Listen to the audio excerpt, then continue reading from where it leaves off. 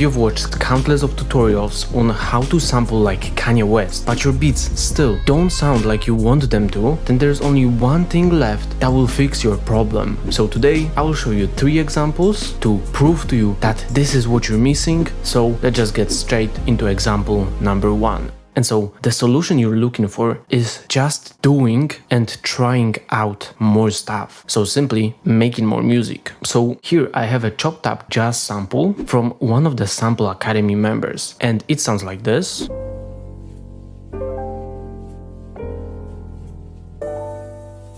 But it still doesn't sound the best. So is that because the sample is bad?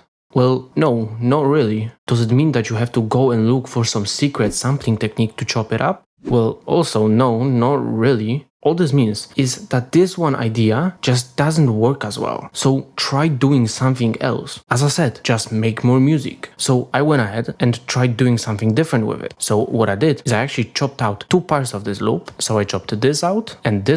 And what I did is I just copied them over and over, reversed the second part of it, added a little bit of delay to them, and here is what came out of that.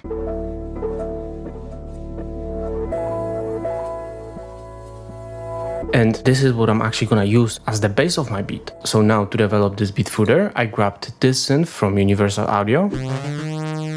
And here is the pattern I made with it.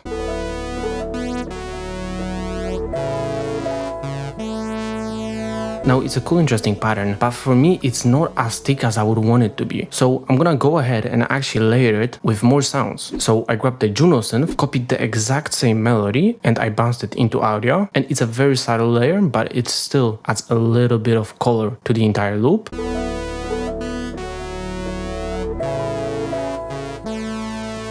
By itself it sounds like this.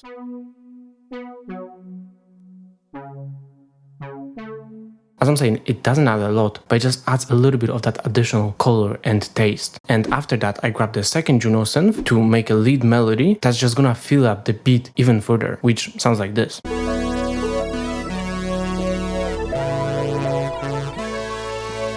So now let's actually move on to the drums and what I did with the drums. So I tried keeping my drums really simple and really subtle. That's why I just used this drum break called New Orleans by Nat Adderley. I have no clue if I'm pronouncing that right, but it doesn't really matter. And with the sample, it sounds like this.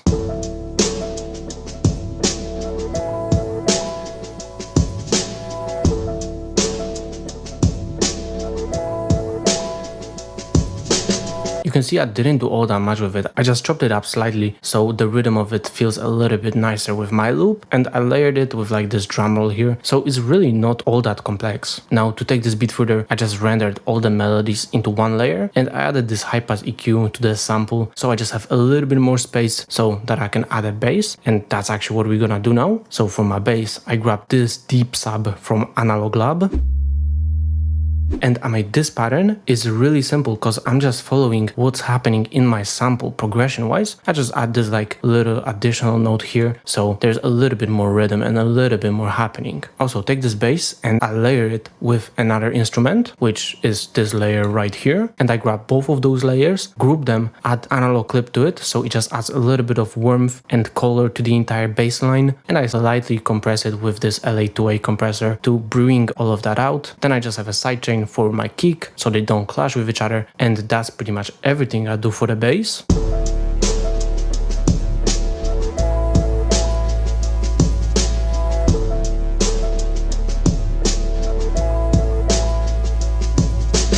As you can hear, it's a really subtle layer. And now, as my last layer, I'm gonna grab another Juno synth, because I just love Juno synths, and I'm gonna use a very basic preset. I'm just gonna bring up this sustain so we can play out a little bit longer, and then I'm gonna bring up this frequency to around 4K hertz, so the filters in the synth are a little bit more open and they play way more frequencies. And for the pattern, it's nothing crazy, it's just what I like to call the 1-3-5 chords built on top of the bass line, and I just grab those two highest notes and bring them down so all of it just sits a little bit closer together. And now it's gonna sound like this.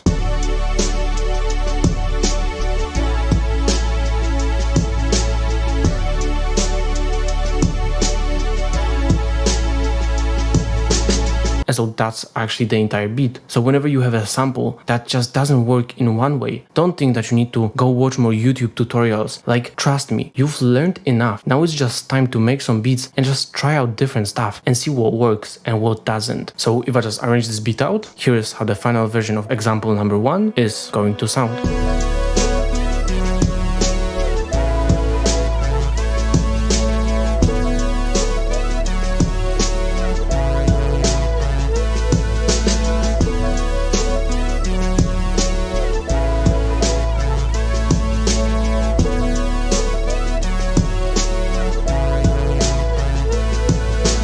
Now let's move on to example number 2, and for this example I want you to check out one of my beats. So first we need to actually look into what I've already done with that beat. So for this beat I sampled this song called The Dance Is Over, and it sounds like this.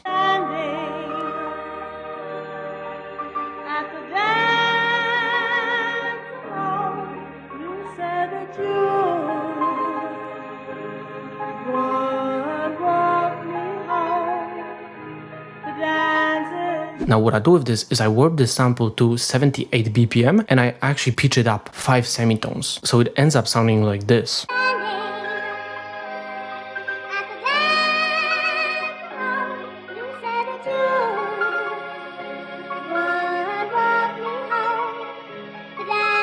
So it's really high pitched, but because of the way this sample is, it kind of just works. So it's fine. Now moving on to the bass, I actually grabbed 2 basses and both of them are from Analog Lab. So the first one sounds like this and the second one sounds like this. And I add to them the exact same pattern, it's just playing in 2 different octaves, so the entire bass is just bigger sounding. But for me it's actually not enough, so I'm gonna just add one more bass layer, which is going to be this mini Moog synth, and so everything plays a little bit better. I just add a little bit mixing with volume balancing and this EQ on one of the Analog Lab basses, and together with the sample it sounds like this.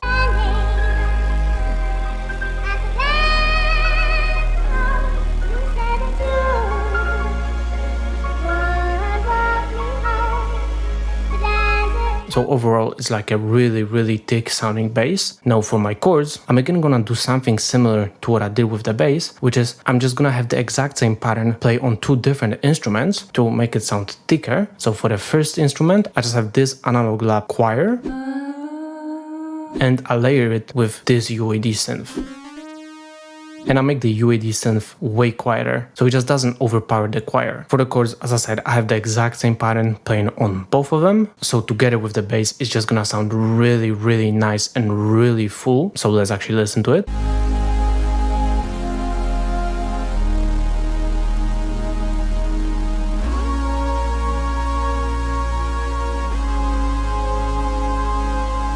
And those nice glides that you heard are actually the automations I do on the UAD synth. So at the beginning there is no gliding, then for this chord change I add quite a lot of glide, and then for the next one I just tone it down slightly, so it just adds really nice detail to the entire loop.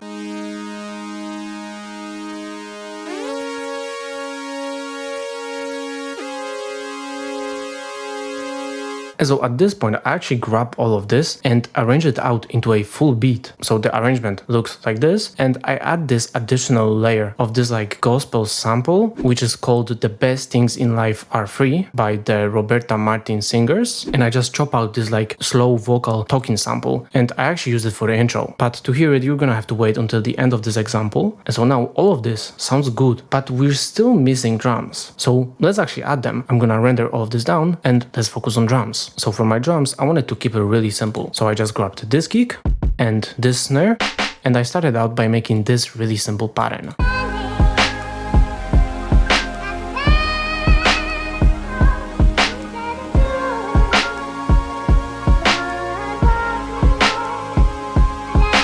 I mean, it doesn't sound the best, the drums just kind of don't fit, so maybe I should try redoing my drums. So now for the version number 2, I'm gonna actually grab a tambourine loop, which is nothing crazy, it's just a tambourine, and now I'm gonna grab this kick, this snare, this shaker. I'm gonna add a analog clip to add a little bit of color to it, and a LA2A compressor to bring it all out, and maybe now all of this is gonna sound better. So let's actually give it a try.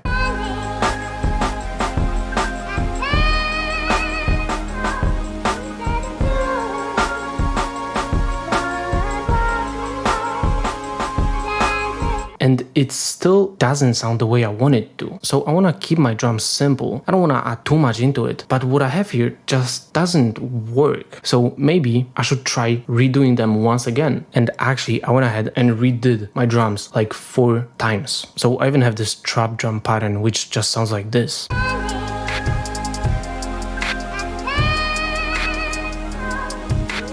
But if I'm being honest, none of this just fits. So this is something I actually learned from Kanye West. Because there's this one clip out there of Mike Dean talking about how they had this drum hell day with Ye, where they would just go and redo the drums to every song on the album like multiple times until they find something great or something better than what they already had. And so that's what I did here. I redid my drums until I found something great. But in my case, it actually took me 4 different versions of my drums to make me realize that this beat shines the most without the drums. So I deleted all of them, which is something I usually never do, and I just left it like that. So I just added a little bit of mastering to the beat, and by that I mean I just added a little bit of saturation and a limiter that pushes everything up 2 dB, and that is the entire beat. So it sounds like this.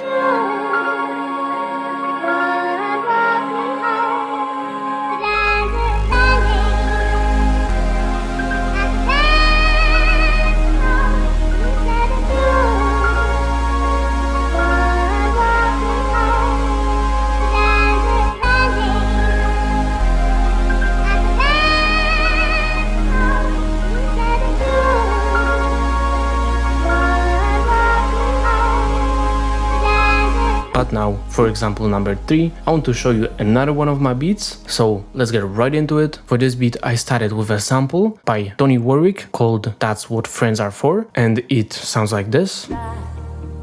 Never thought I'd feel this way. And as far as I'm concerned, So I actually grabbed this sample, worked it to tempo, and I pitched it up 5 semitones. And I actually grabbed multiple sections of this sample and chopped it up into 3 different parts, which the first part is what you just heard, the second part is this, and the third part is this. And so the second section is actually pretty simple. I just used this variation of the 3-1 technique and chopped up, it sounds like this. I should ever go away, away, away.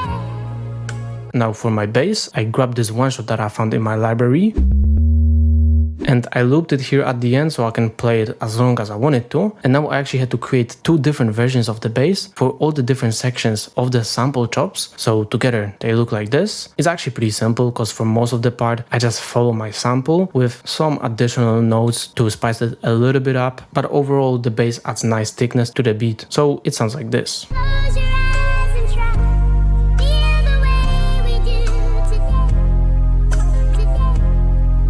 and then Now one thing that I want you to notice is that I split the sample into 5 bar long loops. So we have this part 1, which is 5 bars, and part 2, which is also 5 bars. So when we're gonna be making the drums, we're gonna have to keep in mind that the loop is 5 bars long, which is kind of unusual for hip hop. So for my drums, I grabbed this kick, this snare and clap, and 2 perks so I can fill everything in.